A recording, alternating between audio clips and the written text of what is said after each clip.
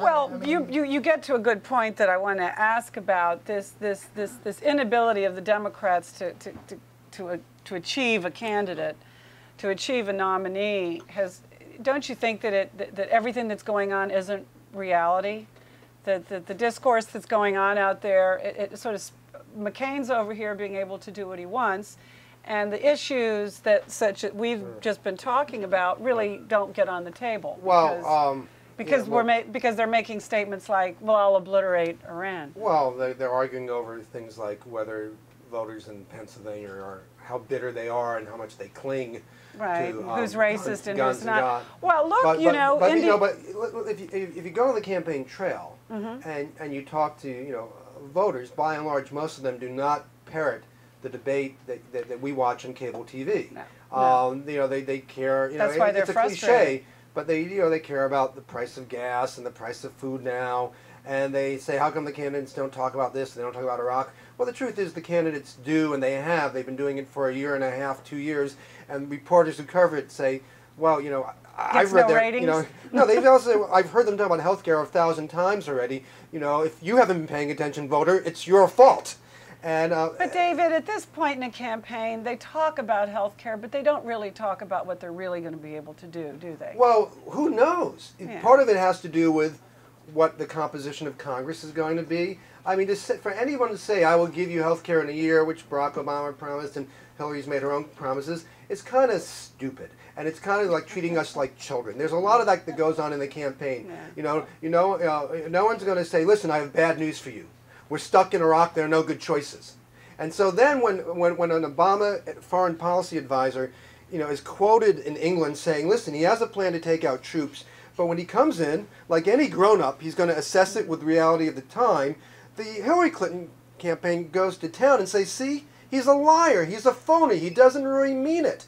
And they try to create a controversy when really it's just a matter of common sense. Well, and this dominates, the media coverage, and a lot of the public says, that doesn't mean anything to me. Yeah, you get the feeling that the public is probably even more, we know the candidates are wary, you get the feeling the public's even more wary, but I thought it was interesting that they move out of Pennsylvania and into Indiana and North Carolina, and the first story in the spin cycle yesterday was the ad in North Carolina that the GOP there had put up about Reverend Wright. That's astonishing, and actually, this is a real problem. I mean, the Democrats have a huge problem right now. I mean, this is You're not the first one telling them. Train wreck, and the whole campaign. Obama, has the pledged delegates. He's going to ahead of the popular vote. He probably will remain so. All he's got to do, I think, is hold on to North Carolina. If he can hold the North Carolina, is that his Pennsylvania? Is that to him? No, I mean that's look. I mean, somebody made the analogy. All he has to do is hold serve. Somebody breaks serve, they win the game. If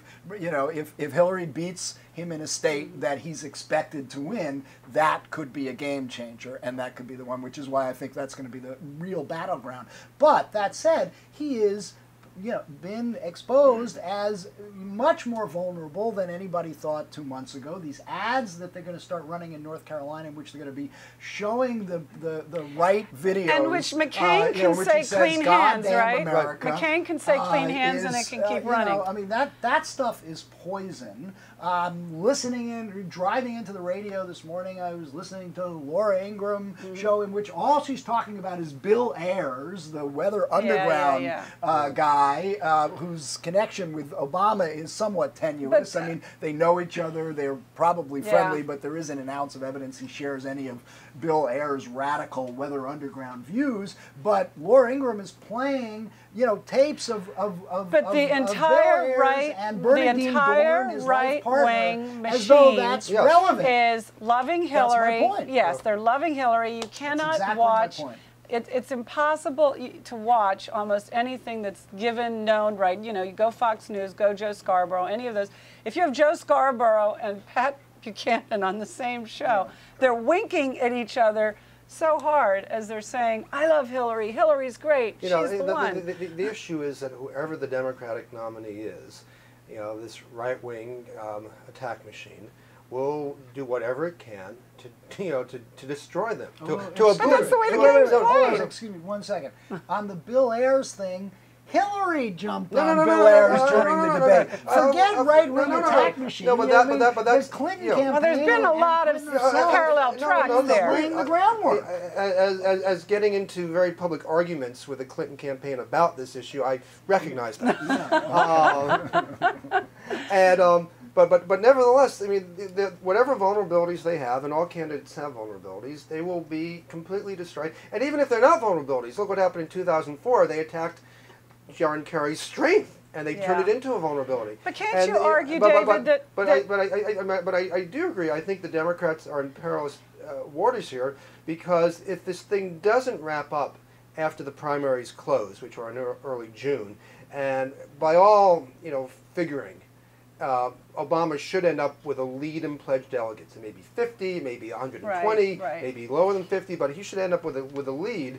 If Hillary Clinton at that point then decides, well, I'm going to keep this campaign alive to the convention in the hope of persuading superdelegates, maybe persuading pledged delegates, and hoping that something else comes up about Barack Obama that turns people in the Democratic Party against him, you're going to see 3 months of media-driven sniping that is going to make things even bloodier than they are now. What do they do until August? Nothing. That's what I mean. There will be no elections. There will be nothing except back and forth sniping that will, really suppress the Democratic vote. But you still need money to keep it going. Well, she had. Last time I checked, they made $100 million in the last 10 years. The Clinton people. And I think there are a lot of banks. A lot of banks, I think, would not be reluctant to make a loan to them. Yeah. But she also raised $10 million the day after Pennsylvania. So I mean, listen, she'll have the money to keep going. People are saying, "Hey, can't the Democratic Party stop this? What about the superdelegates?" I say, "Hey, it's the voters. If these Democratic voters stop voting for her and stop giving her money, then the issue would be over." But but isn't there an argument on a positive side that could come out of this? No. Whoa! Let me ask it.